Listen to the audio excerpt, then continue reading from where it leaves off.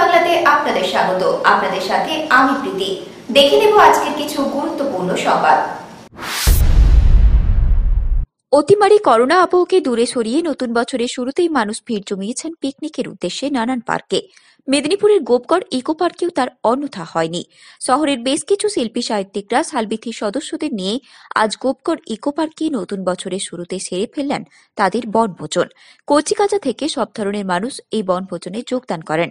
শিল্পী সাহিত্যিক ও সালবিথির পক্ষে উপস্থিত ছিলেন বিশ্ব বন্দ্যোপাধ্যায়, রীতা বেরা, গৌতম ভকত, দীপান্বিতা সেন, ঝুমঝুমি চক্রবর্তী, সুব্রত মহাপাত্র, সমীর মহান্তি, সোনালী সিনহা, মনোয়ারা বেগম, কৃষ্ণা রায় ও সময় বাংলার কর্ণধার জয়ন্ত মণ্ডল প্রমুখ।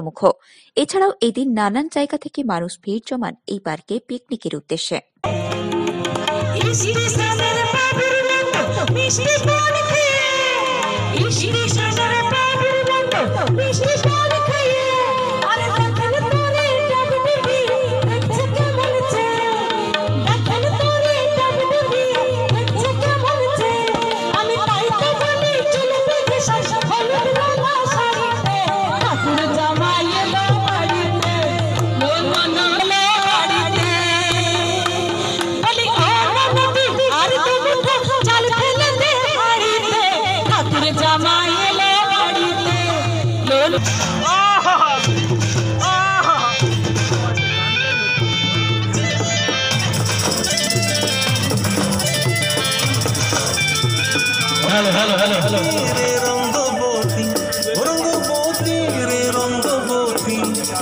রঙ্গবতী রঙ্গবতী রঙ্গিলা অন্তরে হাবুডুবু তোমারি কথা।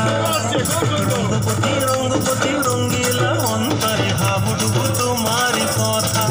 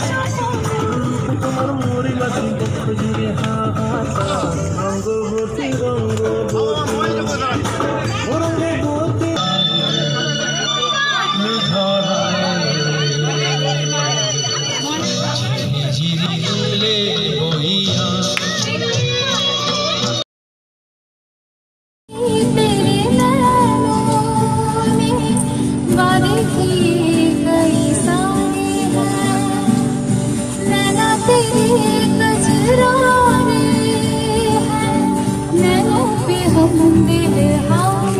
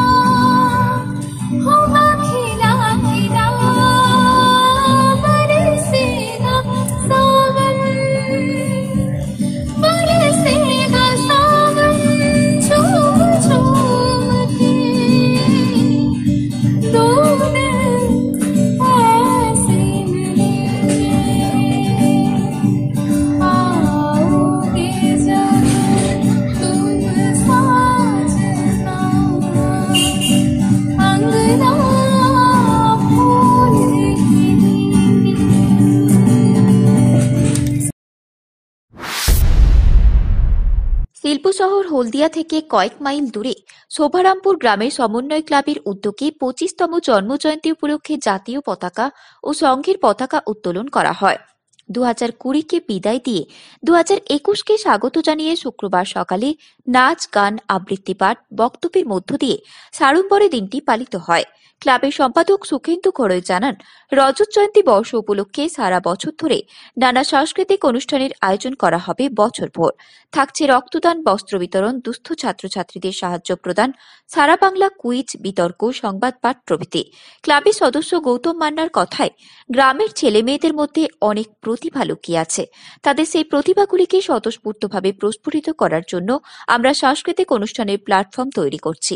এদিন অনুষ্ঠানে অতিথি হিসেবে উপস্থিত ছিলেন স্থানীয় দেবক অঞ্চলের সদস্য উত্তম শাসমল, শিক্ষক রাসবিহারী মান্না, দিব্যেন্দু মান্না প্রমুখ।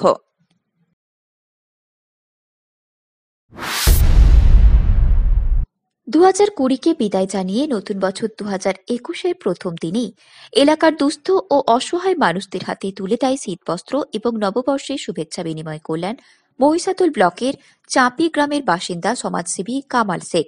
তিনি ধর্ম বর্ণ নির্বিশেষে নিজের গ্রামের অসহায় মানুষদের হাতে তুলে দেন শীতবস্ত্র।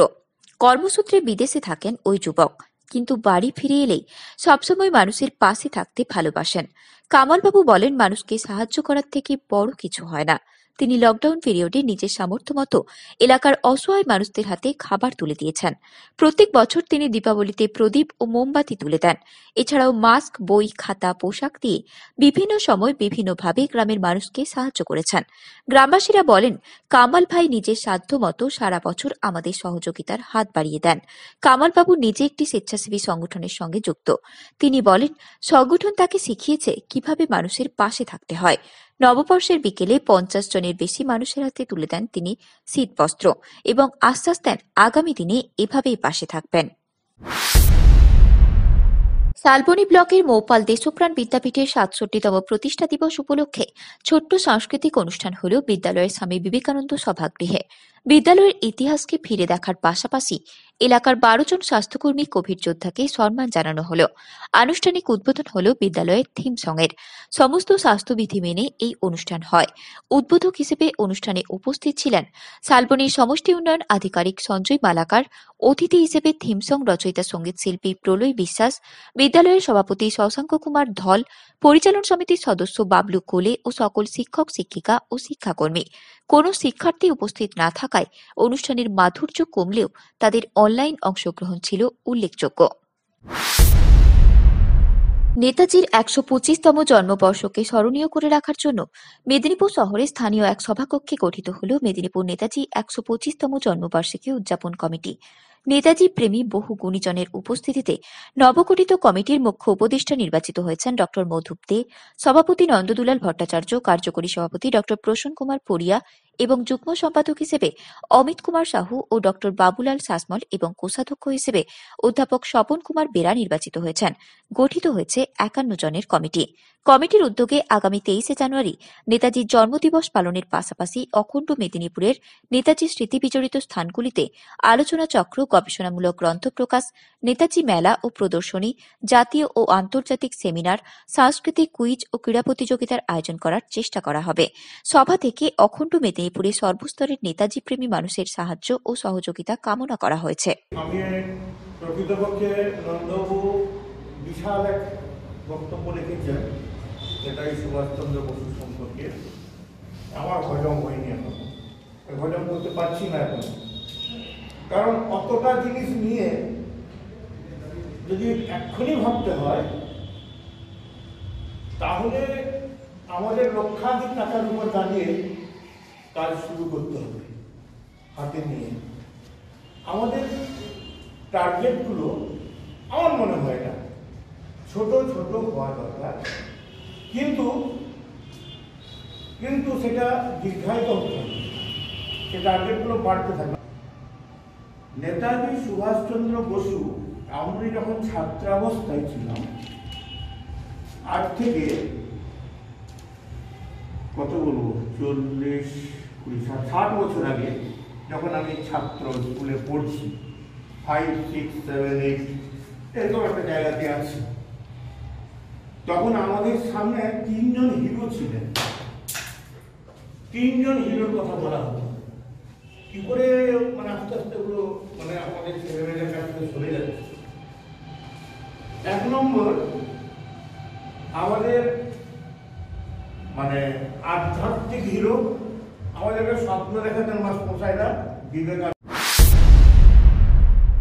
সংবাদ এখনকার মতো এই পর্যন্তই। সঙ্গে থাকুন, দেখতে থাকুন সময় বাংলা।